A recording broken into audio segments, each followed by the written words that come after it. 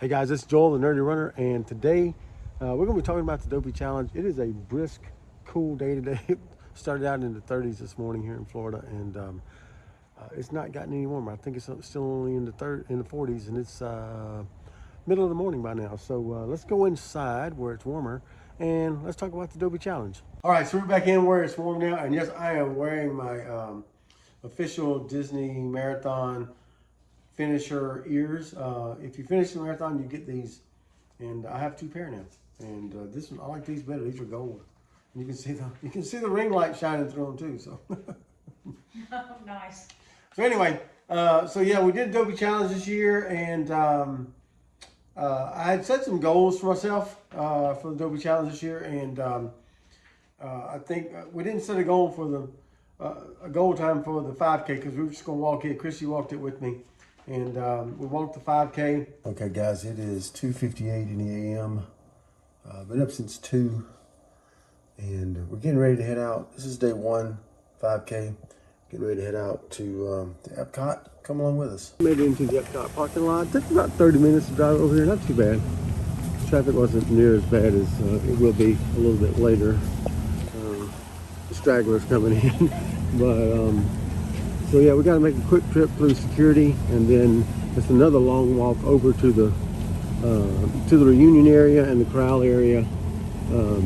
Yeah, it's all about the walking. It's all about lines and walking this week. So yeah, so our first day, getting up and getting over here, I would say pretty successful. We'll see how we are the rest of the week. All right, let's go do this. Finish line is right down there. But we gotta walk all this way to get to the start line in the reunion area, and right over here.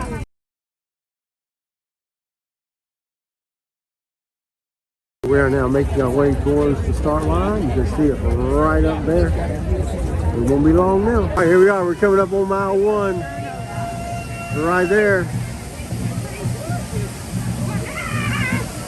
Pace is about just a little under 20 minutes. Just under 21 minutes.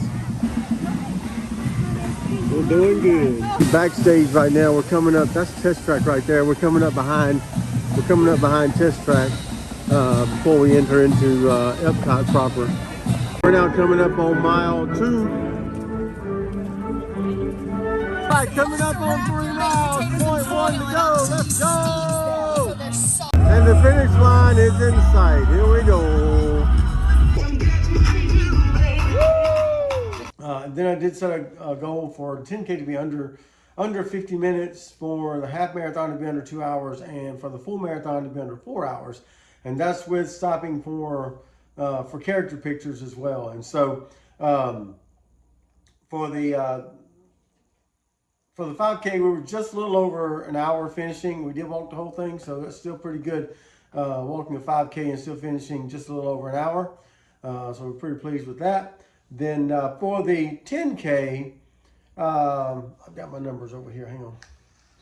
For the 10K, I finished in 49 minutes and 38 seconds. So I hit that goal to finish under 50 minutes. Headed back to Epcot, it is 3:50 in the morning.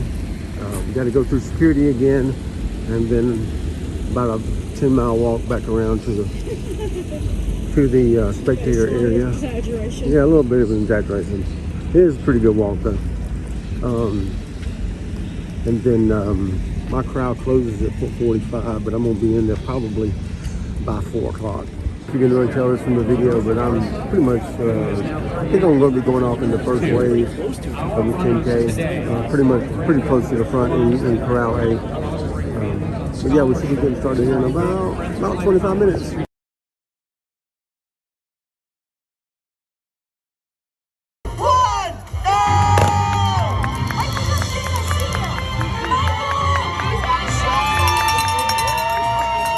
I did take a couple of pictures. We're going to post some of those. We're also going to mix in some of the video that I did. I didn't take video every day. I kind of forgot towards the end to do video. We'll pepper in some video as we can for the ones that we some of the finish line stuff, but finish line stuff, and we have some stuff beforehand as well on a couple of the days. So anyway, So I did finish in 49:38 for the 10K. For the half marathon, I finished in 1 hour and 55 minutes and 22 seconds. So I hit that under 2 hours. Still with hitting some character stops along the way. We're going to put those pictures in that I did for the half marathon. And then for the marathon, I finished in 3 hours, 57 minutes and 21 seconds. Also stopping for character stops and dealing with some issues I have with my foot and my legs, which I'll talk about in a few minutes as we kind of do a post-mortem on the races. Things I could have done better and things I forgot about and should have done better and didn't. And then maybe some things I did well, and because there were some things I did pretty good. But 3 hours, 57 minutes and 21 seconds while stopping for characters to take those pictures. But what you'll find is if you're starting in Corral A, after the first couple of character stops, the lines get really short. And there were some characters that I just walked right up, took a picture, and 10 seconds later, I'm back on the road. So it's a lot easier to do that sometimes from the front corral. I was in Corral A for all 4 races, except for the first race. I was supposed to be in Corral A, but I dropped back to Chrissy's Corral so we could walk that together. But then the rest of them I was in Corral A, that was what? I was one of those that didn't, should I move closer? Probably. Maybe. I was one of those who had not done a 5K in so long that I didn't have a time to submit. Right. So I was way in the back. That's correct. So yeah, we're pretty pleased with that. Just kind of download some things that I feel like I did well. I thought I set attainable goals for myself. For these races, I don't really go all out, specifically just because I'm not really looking for PRs. I'm not looking for Boston qualifiers, although the marathon is a Boston qualifier if you can run it in time. But this is not my year to do that. This Dopey was not my year to do that. This next year will be my year to qualify for Boston again, because I'll be going into a new age group, so my time goes higher. My qualifying time goes higher with the next age group. So this year I want to qualify for that. So that'll be another video, and we'll talk about that. So not really looking for specific PR goals, but just specific time goals. And as you can see, we hit all of those. I was pretty pleased with that. I felt like we, time-wise, getting over there, getting to the races, because we live about 30 minutes away from the races. We were getting up at 2 a.m. every morning and getting over to the thing, over to Epcot by 3:30. The last day for the marathon, we actually stayed overnight in All-Star Sports. So that we did have to get up, because the marathon starts at 4:30. We would have had to get up at having had to have get up at 1, and then getting over there by 2:30, so that I could get into my corral by 4, because that's when my corral would be closing off, since the race started at 4:30. So we did stay overnight, so we didn't get up till 2 a.m. maybe a little after. Took our car over to Epcot, easy peasy. Not too bad, and traffic wasn't near as bad as it could have been. So pretty pleased with the preparation we did for getting over there, getting to the races, and those things. So that was a pretty big win for us. But we've done it before, so we kind of know how to go, and we kind of know the shortcuts around different things since we're over there so much. Let's see. I thought I paced myself pretty good for the most part. Like I said, I didn't try to overdo it. Didn't start out too fast or too slow or anything like that. I thought I paced well. And even with the adrenaline that goes on at those races, because there are a lot of people, a lot of energy, a lot of excitement going on. It's just easy to go out really fast. I did go out really fast on the 10K, I think it was. But then I pulled back a little bit. Still felt pretty good about it. During the half marathon, however, about between miles 7 and 10, I started developing a blister on my left little toe. And I know what it was. It was because I had bought some shoes at the expo and didn't have time to break them in right. I did walk with them on the 5K. I ran the 10K in them, and then I ran the half marathon in them.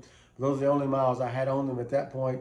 Was developing a blister during the half marathon, and I did not bring my other shoes with me because remember, we're staying overnight at All Star Sports the night before the marathon, and so we drove all the way back home. Well, I'll say all the way back home. It was only 30 minutes. We drove all the way back home, picked up my other shoes, my well-worn, broken-in shoes, brought them back for the marathon, and ran the marathon in those. But I did buy some pretty cool shoes. They're Walt Disney World shoes. They're Run Disney shoes, and they have the Cinderella Castle on the back side of the heel there. Pretty cool. I like those. They're Brooks Ghost Max 3. I've never run in those before. They're pretty cushiony. Usually more cushiony than I have in my shoes, but they ran pretty good. I'm starting to get them really broken in now. So I did a 10-mile run in them on Sunday, and it turned out pretty good. I didn't develop any blisters, so I'm thinking they're getting broken in now.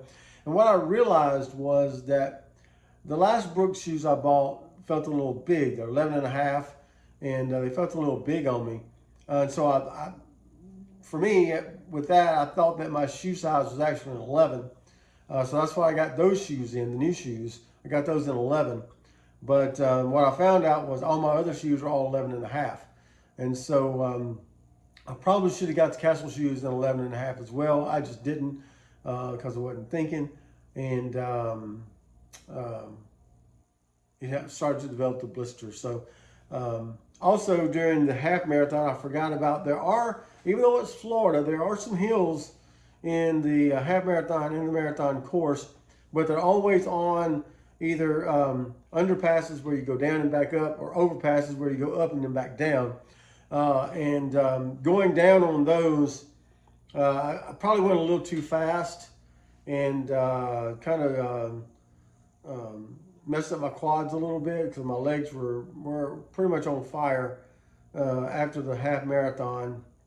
And starting the marathon, they were still pretty sore. I tried to warm them up as best I could, but they were still pretty sore starting the marathon. And if there's ever a marathon I didn't think I was going to finish, even the one in Utah where I blew out my quads at mile 18, I still finished that. There was never a thought that I wasn't going to finish that. But if there was ever a marathon I didn't think I was going to finish, it was going to be this one, just because of the blister and the quads and all the things that were going on. A lack of fueling. I didn't eat a lot before the marathon because there's just nothing really open at that time of the morning. They did have some food trucks, but most of those had lines, and some of those things I didn't really want to eat before the marathon anyway. And so I didn't really eat anything before the marathon. At about mile 10 and a half, I was starting to get a little hungry. Chrissy was waiting for me. She'll probably post that video while I'm saying this. Chrissy was waiting for me at the Ticket and Transportation Center at about mile 10 and a half. And I should have told her, because there's a Joffrey's there at the TTC, and I should have told her to buy me a big donut that I could have eaten on the course while I was getting hungry there. But I didn't. And I did have some chews, some energy chews that I got. The Honey Stinger was one of the sponsors for the race, and about mile 5 they were handing out the energy chews, so I got one of those and ate those along the way about mile 11, and that helped me. That kind of gave me some energy to get through. And then I had my other energy gels that I was using. I didn't get to use my regular energy gels because I found out a couple days beforehand that they were expired.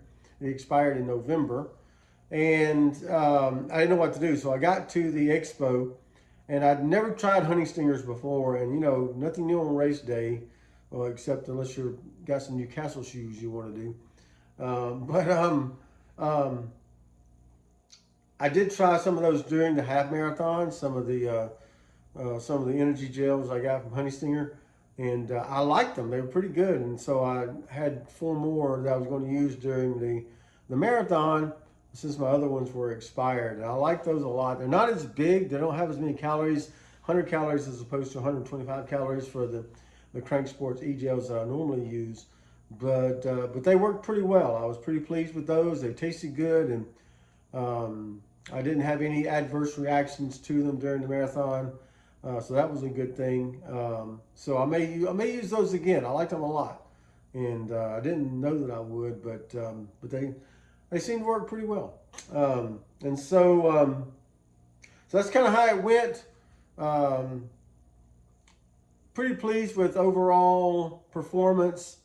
Yeah, I don't know that I could have had a better strategy for that.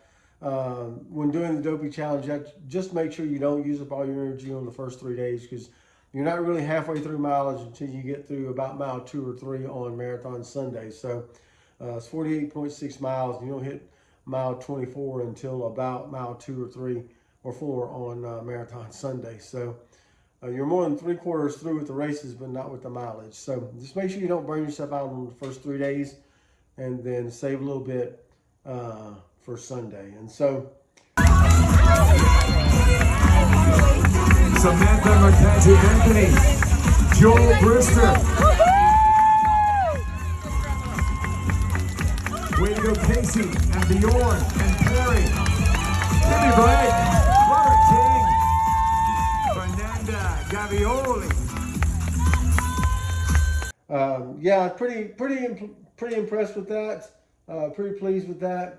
It's not something I can always say as far as my racing goes, but I was pretty pleased with how this Dopey challenge went. I hope you've enjoyed it. I hope you've enjoyed the video and the pictures that we posted here today. If you have any comments, drop those below. Any questions about the Dopey challenge, when's registration, how you do it, all those things. I'd love to answer those questions in the comments below. If you did the Dopey challenge this year and you're watching this video, drop me your comments below and let me know how it went for you. I'd love to hear that. There's a couple other channels that I do watch when they do Dopey videos, and so I kind of get some information from those as well. But if you did it this year, drop me those comments below. I'd love to hear it. And I think that's going to do it today for the Nerdy Runner. I am Joel, and don't forget, it's a long run. Give yourself a little grace.